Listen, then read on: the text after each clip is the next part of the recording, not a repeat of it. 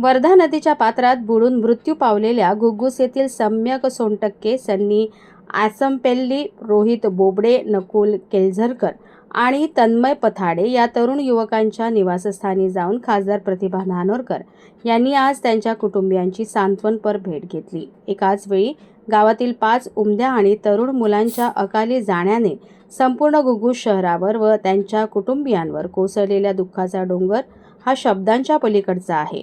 या अत्यंत दुःखद प्रसंगी खासदार प्रतिभा धानोरकर यांनी शोकग्रस्त मातापित्यांना व कुटुंबियांना धीर देण्याचा प्रयत्न केला. या कठीण प्रसंगात संपूर्ण धानोरकर कुटुंब आणि सर्व स्थानिक लोकप्रतिनिधी शोकग्रस्त कुटुंबियांच्या पाठीशी खंबीरपणे उभे आहेत. मृत युवक हे अत्यंत गरीब व मध्यमवर्गीय कुटुंबातील असून त्यांच्या अकाली जाण्याने कुटुंबातील पाठीराखे हरपले आहेत. या कुटुंबाचे झालेले नुकसान कधीही न भरून निघणारे आहे.